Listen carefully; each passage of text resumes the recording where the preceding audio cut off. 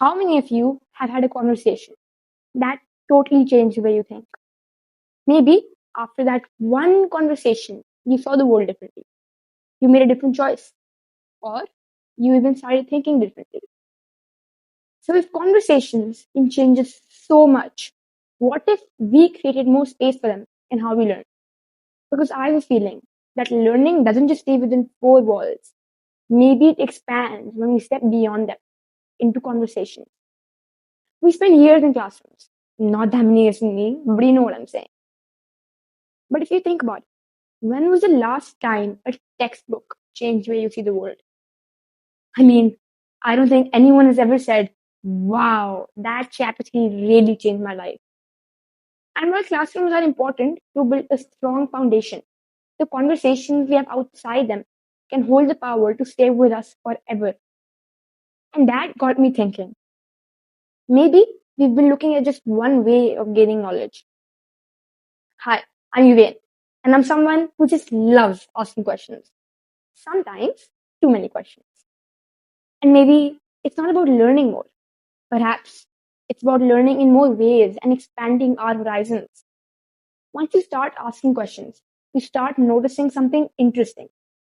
Because the world is full of teachers if you look around, not just in classrooms, but beyond them. There are artists, doctors, athletes, social activists, people who have lived real stories and faced real challenges. Every person you meet has a story, and inside that story is a lesson. But here's the interesting part. Some lessons aren't written anywhere. You discover them. I feel you can find them when you actually talk to people. And that's where conversations come in. So thinking about all this at my big age, I had a simple idea. What if we could learn directly from those stories? Not through a chapter in a book, but from a real conversation. Which is why I started having conversations with people from different walks of life to learn from their stories and turn those conversations into something insightful for people my age and maybe even for people older than me. At first, I didn't know what would happen because obviously I wasn't an expert. I didn't even have a mic or even an audience. And honestly, I didn't even know if they'd take me seriously. All I had were questions. And yes, I was nervous. So nervous. Like the kind of nervous where you rehearse your questions 10 times, like you're about to go on stage for the school assembly. But something interesting happened after that. The moment I asked my first question, the anxiousness started to disappear and my curiosity took over. And that's when I realized sometimes one question is all it takes to begin a meaningful conversation. And as I continue to have more and more conversations, people stopped looking at me as just a kid. They started seeing me as someone who was curious enough to ask questions. After many such conversations, I started to notice an interesting pattern. The people I spoke to were all very different, living different lives. But the way they approached learning felt very similar. And it didn't come from having all the answers. They stayed curious, even when they didn't have the answer. They learned through failure instead of being stopped by it.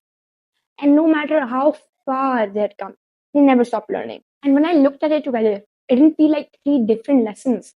It felt like one new way of discovering information. And what stood out to me was this. None of them started with answers. They all started with questions.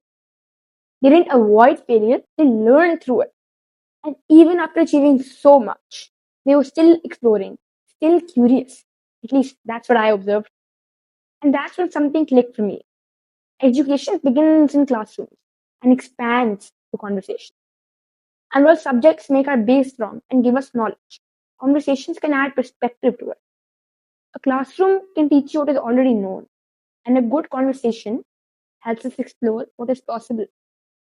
Because in a classroom, you usually raise your hand to ask a question, but in a conversation, you just ask it. Now think again. Have you ever had a conversation that changed the way you think?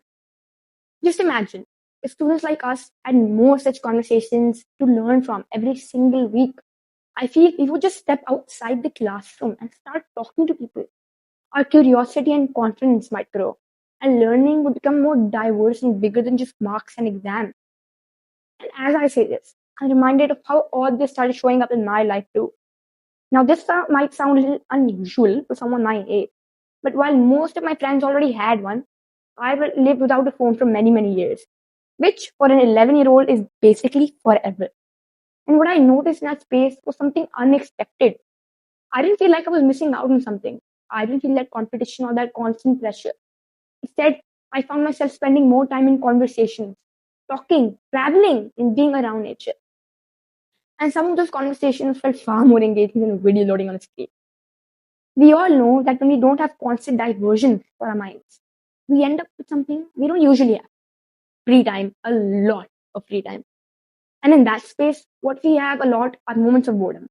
I know boredom sounds scary, like, what do I even do now?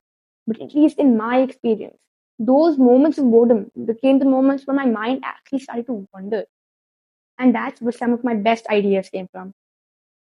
When your mind is not constantly distracted, it starts to explore thoughts.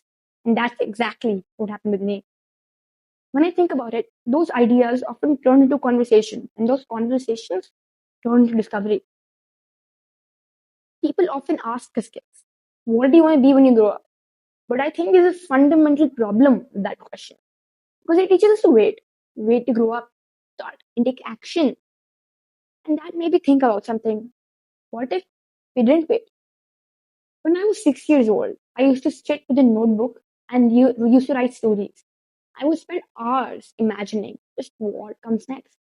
And that's how I became a published author at 7.